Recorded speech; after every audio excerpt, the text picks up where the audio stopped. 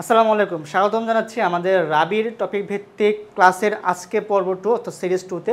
So আজকের এই পর্বে আমি টপিক করব বিভিন্ন ধরনের কালচার অথবা বিভিন্ন ধরনের বিজ্ঞান সংক্রান্ত পরিভাষা, যেখানে প্রতি বছর রাবিতে এখান থেকে প্রশ্ন হয় রাবির এ ইউনিটে এবং বি ইউনিটে।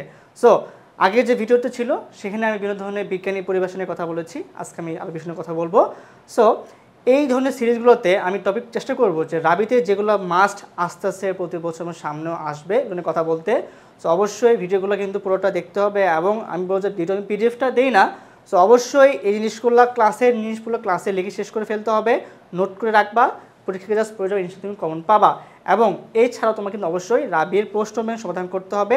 আমি ইনশাআল্লাহ ঈদের বন্ধের মধ্যে রাবির পূর্ণ সাজেশন ভিডিও দিয়ে দিব। সো কাদের কাদের সাজেশন ভিডিও লাগবে কমেন্টে জানাও, তোমাদের কোন ইউনিটের সাজেশন লাগবে। সো শুরু করতেছি আজকের এই ভিডিওটি। ওকে, সো দেখো প্রথমত হচ্ছে আমাদের এন্টোমোলজি। সো এন্টোমোলজি এটা নিয়ে কী নিয়ে কাজ করে? এটা হচ্ছে মূলত পোকামাকড় এবং কীটপতঙ্গ, এর মূলত তারা এটা নিয়ে কাজ করে। সো যে বিদ্যায় পোকামাকড় এবং কীটপতঙ্গ নিয়ে কাজ করা হয় তার নামটা হচ্ছে কি আমার এই এন্টোমোলজি। আচ্ছা, এবার হচ্ছে অ্যানাটমি।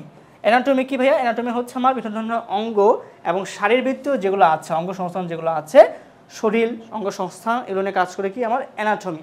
আচ্ছা, এবার হচ্ছে আমার এপিকালচার এবং এভিকালচার। এটা পরীক্ষায় বারবার আসে রাবিতে, আমি যে প্রিভিয়াস কোশ্চেন দেখি এটা বারবার আসে।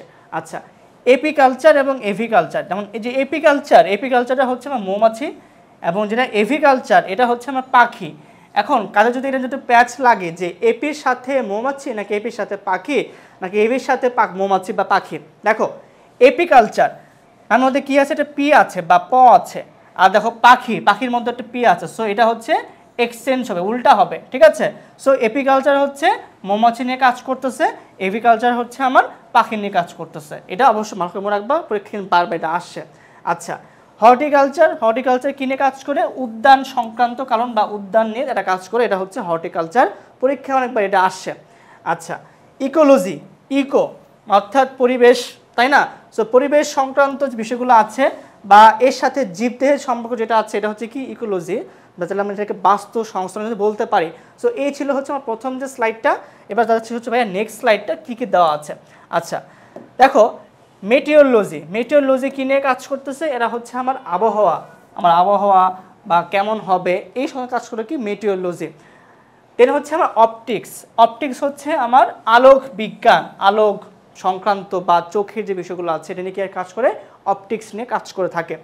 আচ্ছা, রাবিতে আমাদের বিজ্ঞান সংক্রান্ত একটা বিষয় আছে, যেমন হচ্ছে কাছের আলো, দূরের আলো, প্রতিফলন। তুমি এখানে কিন্তু কোশ্চেনগুলো হয়, যারা আমরা সায়েন্স স্টুডেন্ট কিন্তু ভালো পারবো এগুলো, যারা আর্টসের তারা এগুলো পড়ে যাবো। এই ধরনের বিষয়গুলো আমি সামনে সিরিজ দিব যে কোন রোগের কারণে কী হয়, কোন বিজ্ঞানে কী হয়। সো ইনশাআল্লাহ তুমি দেখতে অবশ্যই সকল ভিডিও তুমি দেখবা, মাস্ট দেখতে হবে।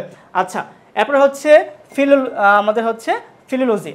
আচ্ছা, ভাষা সম্বন্ধীয়, অর্থাৎ ভাষা, হ্যাঁ আমাদের ভাষা বা ফনেটিক্স যেগুলো আছে।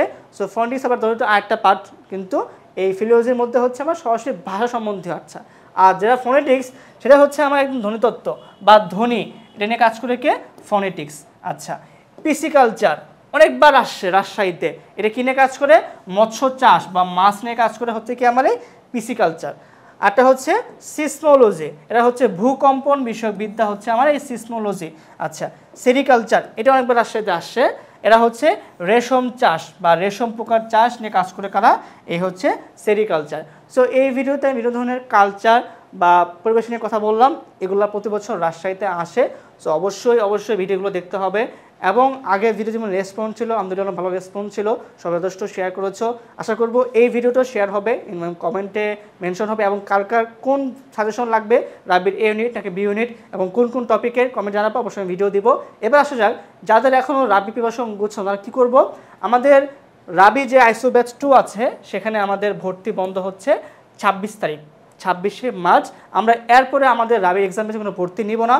রাবির এক্সাম ব্যাচ অলরেডি পরীক্ষা হচ্ছে, আমাদের এখানে 10 সেট পূর্ণাঙ্গ মডেল টেস্ট এবং সাথে টপিক বেসড এক্সাম, মাত্র 399 টাকা। এক্সাম অলরেডি শুরু হয়েছে 18 তারিখ থেকে, আমাদের 24 তারিখেও এক্সাম হয়ে গেছে, 26 তারিখে নেক্সট এক্সাম হবে, 28এও হবে, 3 তারিখেও হবে, 5, 4-এ হবে, 6-এ হবে, 8-এ হবে।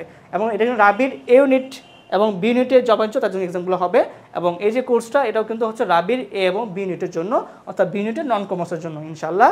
সো নেক্সট তোমাদের কোন ভিডিও লাগবে, রাজশাহীর কোন টপিক লাগবে অবশ্যই কমেন্টে জানাবা এবং অবশ্যই ভিডিওটা শেয়ার করবা। দেখা হবে নেক্সট কোন এপিসোডে। আল্লাহ হাফেজ, আসসালামু আলাইকুম।